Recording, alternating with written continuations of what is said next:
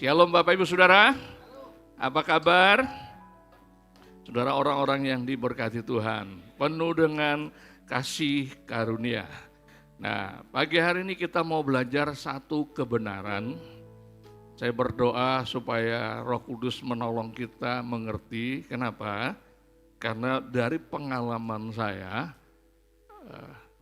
saya sudah melayani, sudah belajar teologi ya, tapi pada waktu itu saya pikir saya mengerti, tapi ternyata tidak mengerti. Kenapa? Karena topik ini hampir jarang dikhotbahkan di gereja, khususnya di tempat ini.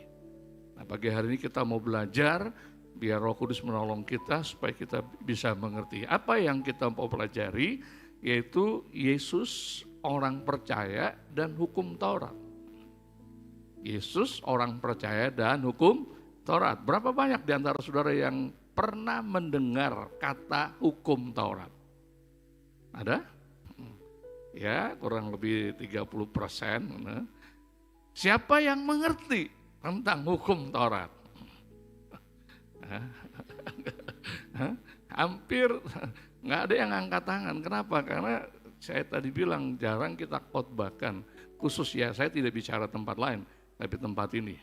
Nah, saya berdoa supaya dalam waktu yang singkat, sederhana ini, Roh Kudus membuat kita mengerti. Nah, ayatnya kita akan baca di dalam Matius 5 ayat 17 sampai ayat yang ke-20. Saya baca ayat yang ganjil, saudara baca ayat yang genap, bergantian bersama-sama dengan saya. Ayat 17, janganlah kamu nyangka bahwa aku datang untuk meniadakan hukum Taurat atau kitab para nabi. Aku datang bukan untuk meniadakannya, melainkan untuk menggenapinya. Ayat 18,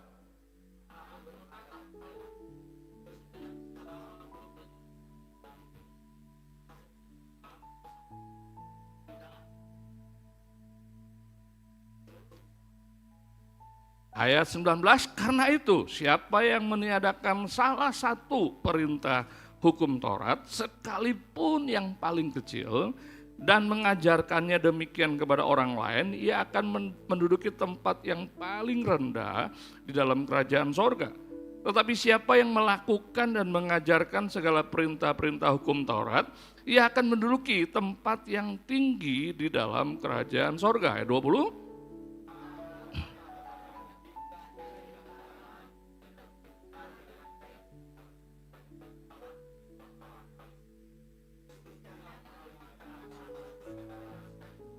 itu sebabnya kita mulai dari beberapa waktu yang lalu kita mulai khotbahnya seri dari khotbah Yesus di bukit Matius 5 sampai 7, nanti kita perdalam Injil Matius, Markus, Lukas, Yohanes, terus sampai nanti kitab Wahyu. Baru kita akan masuk ke dalam perjanjian lama supaya kita sebagai orang Kristen tahu kronologisnya, tahu alur ceritanya, saudara. Kita enggak mencelak-mencok sini, tapi kita mulai terarah, terukur gitu. Nah, hari ini kita mau belajar tentang hubungan Yesus dan hukum Taurat. Hubungan Yesus dan hukum Taurat. Kenapa saudara? Karena pada waktu Yesus ada di muka bumi, banyak orang-orang Farisi, ahli-ahli Taurat, dan tentunya juga pengikut-pengikutnya, mereka menuduh bahwa Yesus datang itu memberikan sebuah pengajaran yang baru yang bertentangan dengan hukum Taurat. Mengabaikan bahkan menghilangkan. Makanya Yesus buat sebuah pernyataan di ayat yang ke-17. Janganlah kamu menyangka bahwa aku datang untuk meniadakan hukum Taurat atau kitab para nabi. Aku datang bukan untuk meniadakannya. Aku datang bukan untuk menghanguskannya atau menghancurkannya atau mengabaikannya. Aku datang untuk menggenapinya. Nah, apa itu hukum Taurat? Hukum Taurat itu berisi ajaran, hukum moral, nubuatan tentang Mesias dan Yesus. Kalau saudara baca perjanjian lama, biasanya hukum Taurat disandingkan dengan kitab para nabi. Ini kaitannya berarti dari perjanjian lama, dari Kejadian sampai kitab Maliaki. Isinya itu ajaran-ajaran, hukum moral, nubuatan-nubuatan tentang Yesus. Nah, awal mulanya apa? Awal mulanya ketika bangsa Israel dibawa Tuhan keluar dari Mesir untuk menuju tanah Kanaan. Nah, Tuhan memberikan 2 loh batu kepada Musa. Sudah mulai ingat ya kisahnya, di atas gunung Tuhan memberikan 2 loh batu tersebut. Isinya ada 10 perintah. Nah, orang-orang ahli-ahli Taurat, orang-orang Farisi, sejak zaman kembali dari pembuangan, mereka mulai mengembangkan dari 10 hukum Taurat itu menjadi perintah-perintah yang harus dilakukan oleh orang-orang Israel dan larangan-larangan. Jadi ada perintah, kamu harus begini, kamu harus begini, kamu harus begini. Ada larangan, jangan lakukan ini, jangan lakukan ini. Totalnya dari 10 menjadi 613. 613. Itu sebabnya orang-orang Yahudi yang khusus mempelajari, menafsirkannya disebut sebagai ahli Taurat. Nah, orang-orang Israel pada waktu itu harus, saya katakan harus, bukan karena yang saya berkata, tapi firman Tuhan berkata harus melakukan hukum Taurat. Enggak boleh enggak. Kita lakukan semuanya, satu gagal total semuanya. Satu anak muda orang kaya datang sama Yesus. Guru, semua hukum aku sudah lakukan. Aku mau memperoleh hidup yang kekal. Bagaimana caranya? Aku sudah lakukan nomor 1, perintah kedua, ketiga, dan sebagainya. Lalu Yesus bilang ini, pergi, jual hartamu, bagikan kepada orang-orang miskin, lalu ikut aku. Dengan sedih si orang muda yang kaya ini meninggalkan Yesus. Kenapa? Karena firman Tuhan berkata hartanya sangat banyak. Dia sudah lakukan, dia sudah hormati orang tua dan lain sebagainya. Tapi gagal satu, gagal semuanya. Jadi orang Yahudi pada zaman Yesus, khususnya ahli Taurat, orang Farisi dan tambahan orang-orang yang lain, kelompok-kelompok yang lain sangat mengagungkan hukum Taurat tersebut. Mereka berusaha melakukannya sedemikian telitinya. Jadi ketika Yesus hadir, yang sepertinya mengabaikan hukum Taurat, mereka berkata, oh kamu datang mengajarkan pengajaran yang lain yang bertentangan dengan hukum Taurat. Itu sebabnya kamu harus ditangkap. Kenapa? Karena firman Tuhan bilang gini, hormatilah hari Sabat. Hari Sabat tidak boleh bekerja. Nah waktu itu Yesus di hari Sabat banyak menyembuhkan orang sakit. Di hari Sabat Yesus menyembuhkan orang sakit, ahli Taurat, orang-orang Farisi kata, emangnya nggak ada hari yang lain? Kan kamu bisa menyembuhkan orang di hari yang lain, jangan di hari Sabat. Jadi dengan kisah-kisah pelayanan Yesus, kehidupan Yesus, pengajaran Yesus, mereka menuduh kamu meniadakan hukum Taurat. Lalu Yesus bilang, enggak, aku tidak meniadakan, aku tidak mengabaikannya, apalagi menghilangkannya. Tapi aku menggenapi hukum Taurat. Jadi Yesus datang, dia menggenapi hukum Taurat. Hukum moral, perintah Tuhan yang harus dilakukan oleh orang-orang Yahudi pada itu, Yesus lakukan.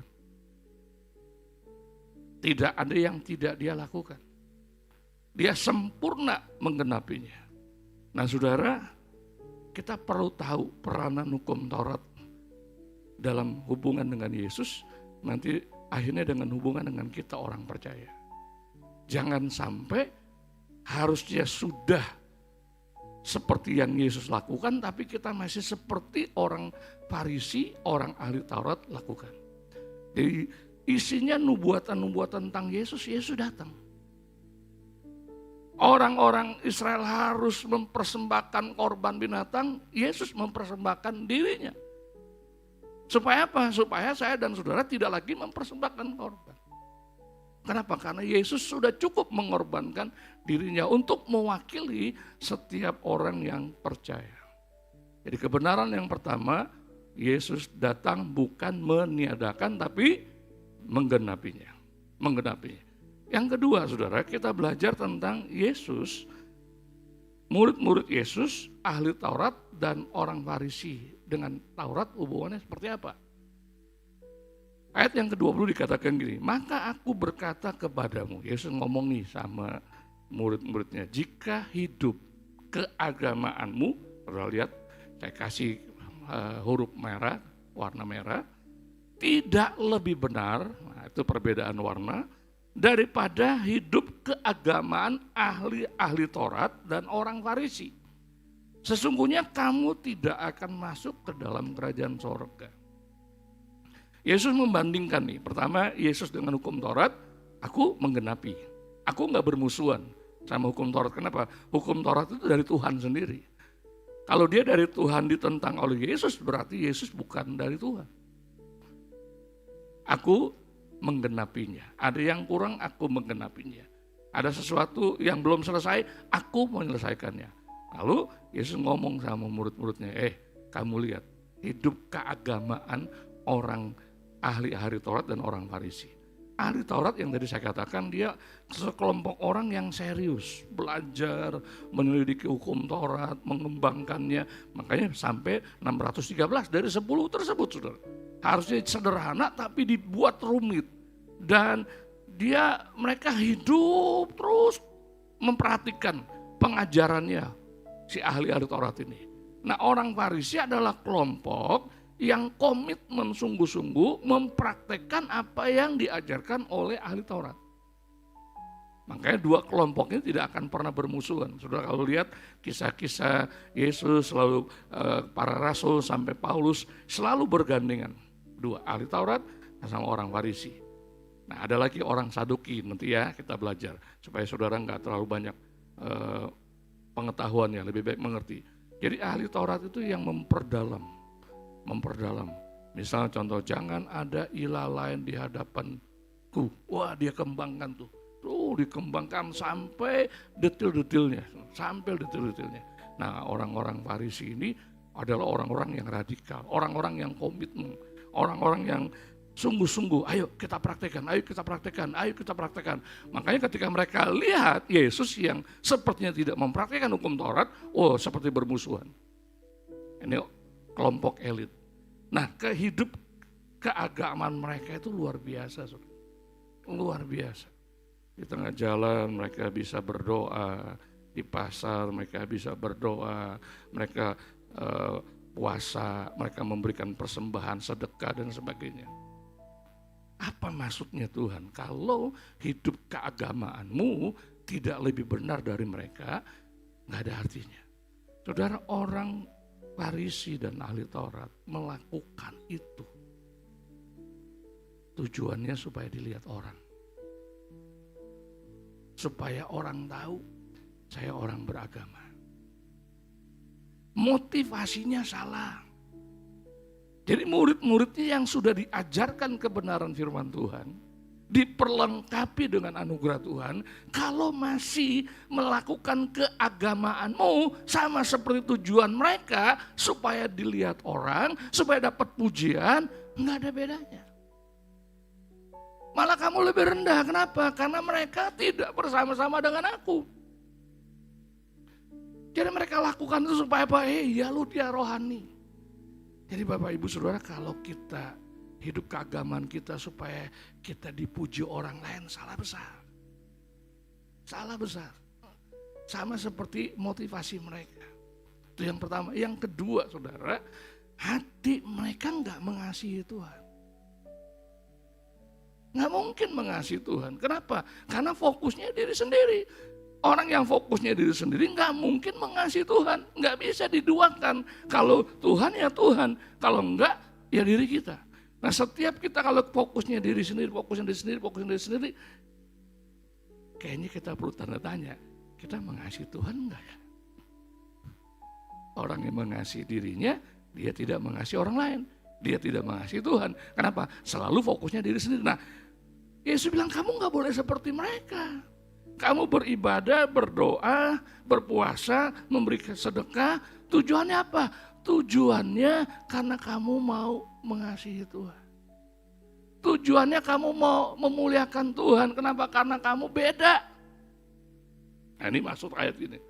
Ngomong sama murid-muridnya. Ya nangkep ya. Jadi perbedaan nih. Yesus bilang aku menggenapi. Diajarkan kepada murid-muridnya, kamu sih beda loh. apapun yang kamu lakukan dalam hidupmu sehari-hari, tujuannya bukan buat diri. Tanpa sadar ya, seringkali kita lakukan sesuatu supaya dapat pujian. Kalau nggak dipuji, waduh kita udah, aduh kamu nggak menghargai saya ya. Kamu nggak ngerti jeripaya saya ya. Buat apalah saya serius, sama seperti orang Farisi dan ahli Taurat. Beda, kamu murid-murid aku. Kamu lakukan itu bukan buat dirimu, bukan buat manusia, tapi buat Tuhan. Saya berharap mulai ngerti ya, nangkap. Nah sekarang bagian yang penting. Kalau gitu hukum Taurat sama orang percaya hubungannya apa? Kita baca ayat ini sama-sama. Roma 10 ayat yang keempat. Oke, kita baca sama-sama. 2, 3. Sebab Kristus adalah kegenapan hukum Taurat. Sehingga kebenaran diperoleh tiap-tiap orang yang percaya. Kristus itu kegenapan. Dia menggenapi hukum Taurat. Supaya saya dan saudara yang percaya dapat kebenaran karena perbuatan Kristus. Bukan karena perbuatan saya dan saudara. Di zaman bangsa Israel sampai ke zaman Yesus, orang-orang Israel berlomba-lomba melakukan peraturan-peraturan, perintah dan larangan hukum Taurat. Tujuannya apa? Supaya diterima oleh Tuhan. Supaya dibenarkan oleh Tuhan. Walaupun saudara mereka lakukan terus-menerus seperti itu, tiap hari selalu ada korban binatang yang harus dikorbankan. Karena perbuatan dosa ini, dosa ini, dosa ini, dosa ini. Saudara bisa bayangkan pada zaman itu saudara bau anyir, binatang-binatang yang disembelih darahnya dicurahkan ke tanah dan sebagainya, baunya bukan main, itu terjadi terus-menerus. Kenapa? Karena mereka berpikir dengan saya melakukan hukum Taurat, maka saya akan dibenarkan. Maka saya akan diterima oleh Tuhan. Maka saya akan diampuni oleh Tuhan. Nyatanya tidak. Kenapa? Karena firman Tuhan bilang, sebab Kristus adalah kegenapan hukum Taurat. Perjanjian lama merupakan bayangan. Kristus merupakan penggenapannya. Dengan kematian Kristus, saya dan saudara dibenarkan oleh Tuhan. Kita baca statement ini ya. 2, 3. Hukum Taurat bukan sebagai syarat diterima oleh, tetapi sebagai hukum moral dan etika yang harus dipraktekkan. Jadi jangan lagi melakukan hukum Taurat supaya saya diterima sama Tuhan. Wah, saya mesti rajin berdoa. Kenapa? Oh, kalau saya rajin berdoa, nanti Tuhan berkati saya. Taurat. Ingat loh, waktu Yesus di kayu salib, sebelum dia mengembuskan napas terakhirnya, dia berkata apa? Sudah selesai. Sudah selesai. Jadi apapun yang kita lakukan, bukan tujuannya supaya Anda bisa diterima oleh Tuhan. Bukan tujuannya supaya Anda bisa diberkati oleh Tuhan. Salah besar. Oh Pak, saya rajin pelayanan Pak. Kenapa? Masa kalau saya udah rajin pelayanan, Tuhan tinggal diam sih Pak, nggak nolong saya. Taurat. Dengan kekuatan kita, dengan kemampuan kita, kita lagi nyogok tuh Tuhan. Tanpa sadar banyak orang Kristen suka nyogok Tuhan, tahun lalu saya memberi 10% ya. Sekarang saya memberi 15% ya. Siapa tahu Tuhan nambahin lagi jadi 15%. Taurat. Anda banyak berdoa, Anda banyak puasa, Anda banyak baca firman Tuhan, rajin beribadah karena Anda sudah diselamatkan. Karena Anda sudah diterima oleh Tuhan. Karena Anda sudah jadi orang-orang yang diberkati Tuhan. Bertahun-tahun sebelum saya ngerti kebenaran ini, saya jadi orang yang tanpa sadar selalu transaksi dengan Tuhan. Mau doa puasa, 1 hari penuh 24 jam. Tiba-tiba 12 jam udah lapar. Nggak tahan, udah dah makan deh. Tuhan, ampuni saya ya. Saya gagal puasa 24 jam. Saya bisanya 12 jam. Minggu depan saya ganti ya, saya tambahin. Bukan 24 jam, jadi 30 jam. Baca Alkitab, wah komit Tuhan, saya baca Alkitab 4 pasal tiap hari. Ada yang bolong Tuhan. Saya salah Tuhan, tertuduh. Saya nggak layak Tuhan. Masa saya gagal 2 hari bolong. Tuhan beri kesempatan ya, buat minggu depan saya balas deh. Yang bolong-bolong itu nanti saya rapel jadi tambahin ya. Saya hidup di bawah hukum Taurat. Apapun yang saya dan saudara lakukan, dengar baik-baik. Bukan supaya Tuhan turun tangan atas hidup. Bukan supaya Tuhan berkenan atas hidupmu. Bukan supaya Tuhan memberkatimu. Bukan, saudara. Yang kita lakukan hukum moral, etika. Kenapa kita lakukan? Karena kita sudah dimerdekakan. Kalau kita hidup di dalam hukum Taurat, ayo kamu berbuat baik, nanti banyak pahalanya. Kita berbuat baik kenapa? Karena kita anak Tuhan. Kita sudah mengalami kebaikan-kebaikannya. Bapak kita, Bapak yang baik, pasti anaknya baik. Jangan kita berbuat baik, kenapa? Pak, waduh kalau saya berbuat baik ini pasti nih Pak, berkat Tuhan pasti berlimpah nih. Ya. Nanti kalau saudara nggak dapat berkat, nggak dapat pertolongan, saudara kecewa sama Tuhan. Tuhan, aku punya pergumulan nih, aku mau puasa Tuhan, aku mau berdoa, aku mau serius nih. Siapkan waktu, ternyata nggak ada jalan keluar, kita kecewa. Wah, jangan-jangan ada dosa apa lagi saya? Tuhan, saya punya salah apa lagi ya? Oh, jangan-jangan. Wah, akhirnya fokusnya kepada diri sendiri, bukan fokusnya kepada Tuhan. Jadi Yesus bilang gini, ayo. Kita mesti ngerti, Yesus itu menggenapi hukum Taurat. Semua tuntutan hukum Taurat sudah ditanggung oleh dia di atas kayu salib. Coba kalau setiap kita masih hidup di bawah hukum Taurat. Nggak ada yang layak. Kenapa? 1 bulan sekali aja kita nggak korbankan lembu atau domba atau kambing kok. Coba bayangkan, mikirkan saudara. Mereka salah aja, berbuat salah harus datang ke imam. Pak imam, aku harus korbankan apa? Ada burung tekukur kah, ada kambing, ada domba atau lembu. Setiap hari saudara. Bahkan imam besar 1 tahun sekali aja, dia harus bawa korban untuk dirinya sendiri saudara. Sebelum untuk bangsanya. Yesus sudah menggenapi hukum Taurat bagi saya dan saudara. Kita mengalami kemerdekaan. Tapi bukan untuk hidup di dalam dosa. Jadi jangan transaksi ya sama Tuhan ya. Jangan. Kalau kita transaksi sama Tuhan, kita hidup di dalam zaman Taurat. Jangan. Transaksinya sudah selesai di atas kayu salib. Semua murka Allah ditanggung yang harusnya tertimpa sama kita. Semua kutuk yang harusnya tertimpa sama hidup kita sudah ditanggung di atas kayu salib oleh Yesus. Itu artinya kegenapan hukum Taurat. Dan hukum Taurat adalah hukum moral, etika. Jangan membunuh, ya orang Kristen gak boleh membunuh, kenapa? Oh kalau membunuh ntar gak masuk surga, bukan. Kita mau udah diselamatkan. Kita lakukan itu untuk apa? Untuk memuliakan nama Tuhan dan jadi kesaksian bagi banyak orang. Kenapa kamu rajin berdoa? Ya, senanglah bersekutu dengan Bapa di sorga.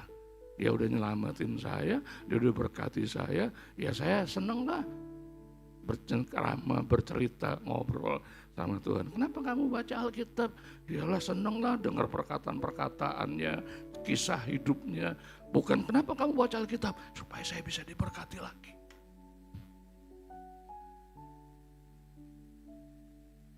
Sejak Yesus menggenapi hukum Taurat, transaksi diganti dengan relasi. Hubungan dengan Tuhan dimerdekakan. Saudara, orang percaya dan hukum Taurat. Satu kali orang Farisi datang sama Yesus. Guru, hukum manakah yang terutama dalam hukum Taurat? Padahal waktu itu mungkin sudah ratusan, atau mungkin sudah mendekati 600 atau 613. Guru, hukum mana yang terutama dalam hukum Taurat? Jawab Yesus kepadanya, kasihilah Tuhan Allahmu dengan segenap hatimu dan dengan segenap jiwamu dan dengan segenap akal budimu. Kasihi Tuhan. Saudara, sebelum Tuhan mengasihi kita, kita nggak bisa mengasihi Tuhan. Karena Tuhanlah lebih dulu, kata Rasul Yohanes, yang mengasihi kita, baru kita bisa mengasihi Tuhan. Dengan kekuatan kita di zaman hukum Taurat nggak bisa. Mereka semakin setia, semakin tekun, semakin taat melakukan hukum Taurat, semakin ditunjukkan oleh hukum Taurat betapa jahatnya kamu. Kenapa? Karena mereka secara perbuatannya baik, tapi di dalamnya nggak baik. Ada satu kisah, ada 2 orang lagi datang ke Bait Allah berdoa. Satu orang Farisi, satu si pemungut cukai. Ini orang yang tahu hukum Taurat dan yang melakukannya. Tuhan, aku nggak sama orang itu. Aku berpuasa, aku berdoa, aku memberi persepuluhan, aku memberi sedekah. Tapi si pemungut cukai dari jauh, nggak berani ngadap. Tuhan, aku orang berdosa. Aku nggak layak. Aku harusnya dihukum. Yesus bilang gini sama murid-muridnya, 2 orang ini siapa yang dibenarkan? Si pemungut cukai. Jadi kalau pakai kekuatan kita nggak bisa mengasihi Tuhan. Kita harus alami kasih Tuhan, baru kita bisa mengasihi Tuhan. Kalau saya pakai kekuatan saya untuk mengasihi istri saya, gagal. Tapi ketika saya mengalami kasih Tuhan, dan kasih Tuhan itu menguasai hati saya, baru saya bisa mengasihi dia. Jadi konsepnya bukan kita, konsepnya dari Tuhan dulu. Ada seorang yang lahir diberi pengajaran bahwa orang Kristen itu kafir, masuk neraka. Orang Kristen itu harus dimusuhi, harus dijauhi. Kenapa? Karena mereka kafir. Tertanam dari sejak kecil sampai dia usia besar dewasa. Punya pikiran, punya konsep musuhan dengan orang Kristen. Entah kenapa Tuhan pertemukan dia dengan seorang Kristen dari Jogja. Mulai membangun hubungan. Di satu sisi dia benci sama si orang ini, orang Jogja ini, orang Kristen ini. Tapi di satu sisi dia lihat orang Jogja ini kok hidupnya baik banget ya. Memperhatikan, mendoakan, menolong dia, peduli sama dia. Jadi terjadi kontradiksi. Gue diajarin, gue mesti benci orang ini, kenapa orang ini kafir? Orang ini harus masuk neraka. Tapi gue lihat kok kayaknya gak ada cacatnya orang ini. Jujur, bertanggung jawab, sampai Tuhan izinkan satu kali kos satu kamar berdua. Dia lihat si orang Kristen ini bangun, sama-sama bangun. Yang satu bangun untuk lakukan agamanya, dia juga bangun. Dia baca Alkitab, dia berdoa, dia dengar namanya disebut, nyembah. Jadi terjadi pergumulan di dalam hatinya. Apa yang salah? Apakah ajaranku yang salah? Apakah orang ini yang salah? Tapi kalau dilihat, dia terus menerus. Hidup orang Kristen ini secara moral bagus banget. Sampai dia nggak tahan. Sampai dia nggak tahan. Dia minta temannya untuk bawa dia kepada Tuhan yang benar. Jadilah dia menjadi orang percaya, orang Kristen. Padahal si Alyudin ini, nanti saudara bisa cek di YouTube. Dia sekarang jadi hamba Tuhan yang pergi ke pulau-pulau, ke suku-suku untuk memberitakan kabar baik. Dulu saya berpikir susah untuk menjangkau orang-orang tersebut. Hanya melalui mimpi, melalui penglihatan, melalui mujizat. Dan saya diketemukan dengan orang-orang tersebut. Dapat mimpi lah, dapat penglihatan lah, dapat mujizat lah. Dan mereka bertobat percaya kepada Yesus.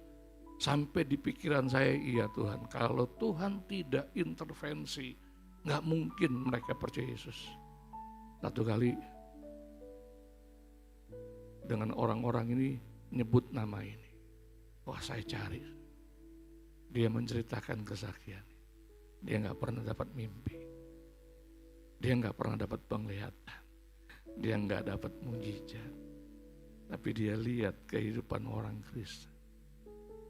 Saudara, orang yang merdeka karena Tuhan tidak lagi berfokus sama hukum Taurat, tapi berfokus sama kasih karunia Tuhan. Melakukan hukum Taurat bukan sebagai syarat untuk diterima oleh Tuhan, tapi sebagai bukti mengasihi Tuhan. Maka kehidupannya menjadi kesaksian bagi orang lain. Mari Bapak Ibu Saudara, Yesus datang sudah mengenapi hukum Taurat. Jangan lagi hidup di bawah hukum Taurat. Orang yang hidup di bawah hukum Taurat cirinya adalah melakukan transaksi dengan Tuhan. Melakukan sesuatu di baliknya ada udang. Di balik bakwan.